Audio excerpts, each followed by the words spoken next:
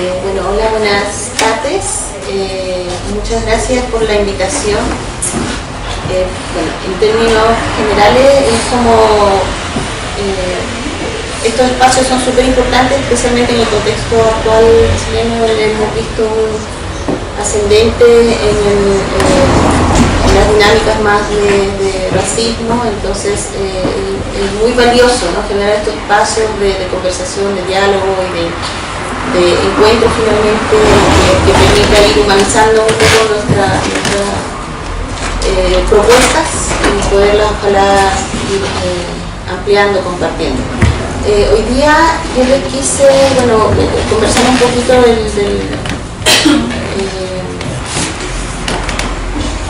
de los objetivos de este encuentro.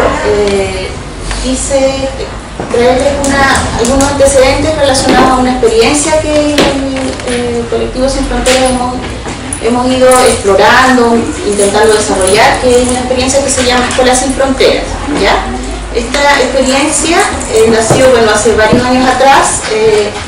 y nació un poco bajo este contexto de niños y niñas que venían llegando a Chile como parte de los procesos de reunificación familiar, que nosotros, bueno, en distintas conversaciones que tuvimos dentro del equipo, optamos por llamarlos niños y niñas en situación de migración, ¿ya? Esto fundamentalmente porque desde nuestro acompañamiento cotidiano con niños y niñas, el tema de asignarles una categoría de migrantes, de niños, niñas migrantes, es algo que no les hace mucho sentido a gran parte de ellos, y es legítimo porque en su historia ellos y ellas muchas veces se sienten, dependiendo de varias circunstancias, se sienten tan chilenos como puede ser colombiano o peruano, o se sienten tal vez más chilenos que parte de su país de origen, o se sienten de los dos lados, o se sienten de múltiples formas. Entonces decirles y asignarles una categoría como niños o niñas migrantes es rigidizar su identidad, especialmente en una edad donde se construye, se explora la identidad, y porque finalmente hay un tema mucho más complejo que tiene que ver con esto que decimos dentro de los movimientos de derechos de las personas migrantes, que finalmente todos somos migrantes. Entonces, asignar a ciertas personas y en ciertas edades esta categoría es un poco complejo, entonces nos acomoda y nos parece que es mucho más favorable poder acompañar a los niños y niñas desde esa perspectiva más de conseguir como que están en una situación determinada que es la movilidad humana. Bueno, en el año 2014, que es más o menos el año donde estuvimos reflexionando sobre las experiencias de construcción de este programa Escuela Sin Fronteras, este es un poco el escenario de los niños y niñas que venían a participar y hacerse parte de la vida escolar en Chile, que son aproximadamente, no alcanzaban a ser el 1% del alumnado que estudia en Chile. 60% de ellos está inscrito en el sistema municipal y 33% en el particular subvencionado. Este contexto finalmente de flujos de reunificación familiar de niños y niñas también estaba caracterizado por cambios, ¿no?, que se vivían en los barrios, especialmente por lo que vemos cada vez como más notoriamente. Hay algunos barrios que están viviendo transformaciones importantes en sus dinámicas, especialmente a propósito de la reproducción de las dinámicas de segregación, que son parte estructural de cómo funciona Chile, ¿no? Chile es un país altamente segregado, por lo tanto la migración viene a hacerse parte de esta dinámica de segregación, y hay barrios donde hay una alta concentración de población migrante por distintos elementos, factores, y por lo tanto, especialmente en los barrios antiguos, son los barrios que van recibiendo de una manera importante una alta concentración de familias migrantes empobrecidas, principalmente. Entonces se produce esta segregación residencial, pero a su vez también una segregación escolar. Hay escuelas donde, en una misma comuna, donde curiosamente tenemos más del 50% de niños y niñas que están en esta situación de migración, de movilidad humana, y y escuelas donde existe de repente un 1%, un 2% de niñas en esta situación. Entonces esta segregación escolar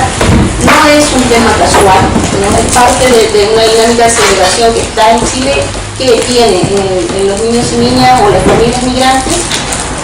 mayores elementos de exclusión y por lo tanto mayores elementos de segregación. Existen distintos estudios asociados como a estas dinámicas de incorporación de las familias migradas que dan cuenta que, bueno, el nivel de discriminación, de racismo va en alza, ¿no? Y se está desde el año,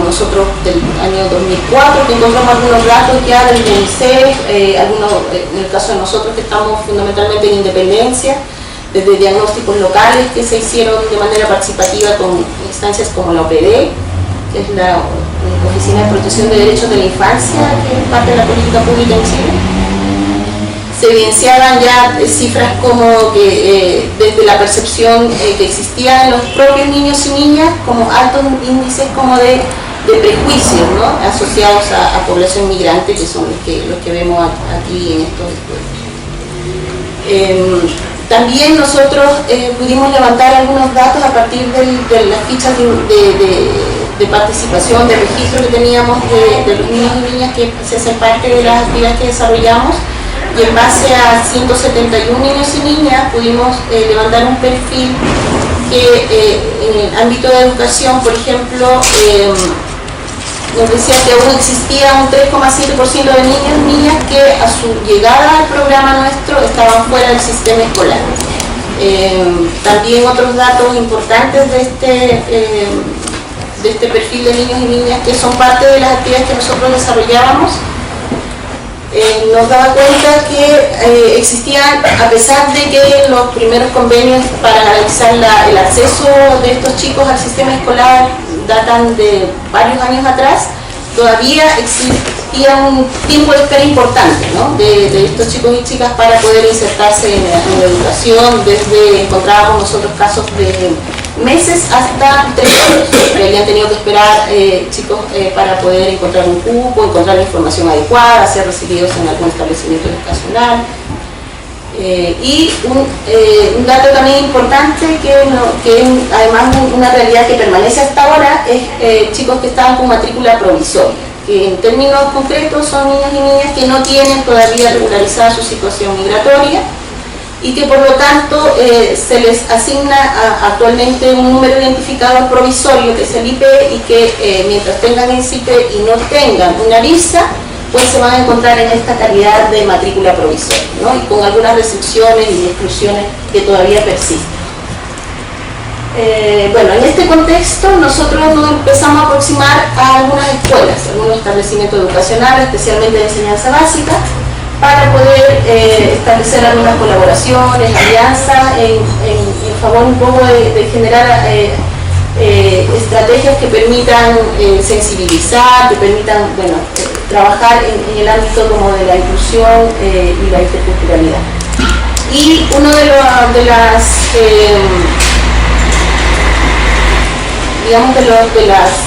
los contextos que encontramos en relación a la postura de los equipos directivos fundamentalmente de estos establecimientos era bastante llamativa, porque iba como de un extremo a otro, ¿no? Y todas eran establecimientos municipales. Entonces la postura de estos equipos directivos en torno a la reciente incorporación de niños y alumnado en situación de migración iba desde posturas vinculadas como a un ámbito más de los derechos humanos, de la importancia de incluir a estos niños y niñas, de respetar su cultura, hasta posturas que daban cuenta de que en realidad estos niños y niñas eran un problema, ¿no? Porque les venían a complicar su tarea, especialmente vinculada a lo que es las pruebas estandarizadas, el CINCE, que si eran chicos que llegaban a mitad del año, entonces finalmente iban a salir muy mal, o que tenían muchos problemas, que los papás nunca venían, entonces todo era visto como un problema relacionado a que finalmente los perjudicaba, ¿no? Entonces, bueno, entre esas, digamos, distintas posturas habían otras como más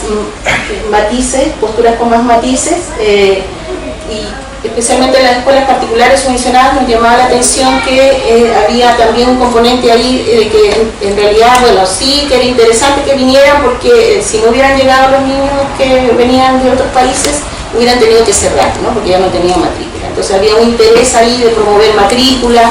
fundamentalmente asociado a esto. Bueno, con estos elementos nosotros fuimos construyendo esta propuesta que se llama Escuela Sin Fronteras, que en el fondo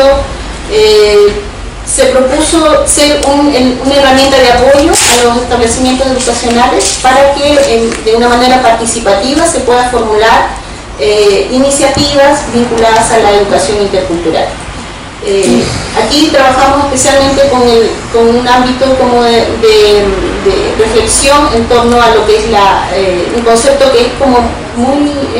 tal vez uno de los conceptos que está mucho más vinculado a las políticas educativas en migraciones, que es la acogida, y también el fomento de la interculturalidad. Dentro de las propuestas que nosotros fuimos haciendo a las escuelas, en general llevábamos esta posibilidad de generar espacios tanto con los niños y niñas como con los docentes, de generar espacios también con los propios apoderados. Sin embargo, costaba mucho y aún cuesta mucho en algunos establecimientos educativos generar espacios para poder incorporar nuevas formas de hacer las cosas o incorporar espacios de reflexión. Por lo tanto, esta propuesta del programa que llevábamos nosotros, que era gratuita para las escuelas, que llevaba como todo un recurso de apoyo autogestionado desde este caso colectivo Sin Fronteras, no siempre llegaba a buen puerto, ¿no? Entonces, en general, nos pudieron abrir espacios para el trabajo directo con los niños y niñas, que se hacía, bueno, con algunas propuestas más de intervenciones grupales, y en uno o dos casos que nos permitieron hacer un trabajo más con los docentes, ¿no? Que en la línea de los docentes la idea fundamental era trabajar en sensibilización, porque en general el tema muchas veces del acceso a la información, el acceso como a una mirada sobre las perspectivas frente a cómo abordar este contexto de alta diversidad, no solo cultural, sino una diversidad, bueno, ahora ya lingüística, pero fundamentalmente una diversidad en un contexto de pobreza y nuevas formas en que la pobreza se instala en la vida de las personas, ¿no? Y de familias especialmente que tienen un nivel de precarización de su vida que es distinto al que tradicionalmente se puede haber visto con las familias chilenas. Era un ámbito que costaba mucho desarrollar, ¿no? Este espacio de sensibilización con los docentes era de verdad un desafío muy, muy complejo de poder instalar, porque en general hay las escuelas están bastante sobredemandadas, ¿no? Eso hay que decirlo. Por lo tanto, nuevas estrategias o nuevas posibilidades de trabajar en este tipo de programas eran como muy, muy complejos de incorporar. Sin embargo, sí pudimos avanzar en una o dos escuelas con las líneas de trabajo, tanto con los niños y niñas, con los docentes, y también con módulos de trabajo que dejamos para desarrollar con los apoderados.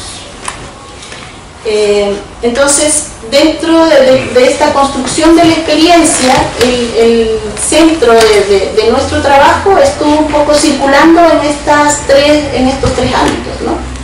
El ámbito de la identidad, de la diversidad y lo que podríamos llamar la problematización de las culturas hegemónicas, ¿no? Esto especialmente vinculado a una interculturalidad más crítica y de ir desde una mirada que cuestiona las tendencias asimilacionistas, pero más que todo la colonización de la que finalmente somos parte, ¿no? Las distintas dinámicas, valores, distintas formas de representarnos del mundo que reproducen las lógicas y los valores coloniales y que ponen, que son finalmente los elementos que constituyen el racismo en el fondo. Por lo tanto, el trabajo que hicimos tanto con los niños y niñas como con los apoderados y los docentes circulaba en estos tres ámbitos, ¿no? Por un lado, revalorizar la diversidad cultural, ¿no? Ponerla como un valor, como una oportunidad de enriquecimiento, poder abrir espacio a que esta diversidad se exprese, se intercambie. Por otro lado, el fomentar el fortalecimiento también de las dinámicas de expresión de estas identidades, ¿no? De construir de alguna forma espacios neutrales donde cada identidad sea totalmente legítima y válida, espacios de alguna forma fronterizos, que se les denomina, donde no exista esta desigualdad en la valorización de una identidad u otra. Y bueno, todo esto también en el marco fundamental de los derechos humanos, que es un lenguaje mucho más cercano también, más familiar, especialmente cuando se trabaja con los adultos, con los docentes, el poder enmarcar esta posibilidad de repensar la escuela y instalar un enfoque efectivo de derechos humanos significa respetar la identidad, significa bueno, trabajar también en un conjunto de elementos que tiene mucha relación también con lo que es estos tres ámbitos de trabajo. Bueno, algunas experiencias que quisimos recoger en parte de un trabajo de sistematización que hicimos de este programa, que les traje aquí, tienen que ver, por ejemplo, con ejemplificar algunas experiencias que tuvieron los niños y niñas en relación por ejemplo, la valoración de la identidad, ¿no? Dentro de la metodología de trabajo, nosotros además trabajamos con tres enfoques complementarios, además de interculturalidad, que es el enfoque de derechos y el enfoque de participación protagónica, ¿no? El fomentar la participación protagónica de los niños y niñas y de los adultos, y también el enfoque de género. Entonces, dentro de la modalidad de trabajo de los talleres que se construyeron con los niños y niñas, hubieron módulos en los que se trabajó, bueno, el tema de la diversidad, la interculturalidad, y dentro de las propuestas que los propios niños y niñas hicieron estaba, por ejemplo, el Día de la Interculturalidad. Dentro de eso, bueno, habían actividades que rescataban la valoración de la identidad,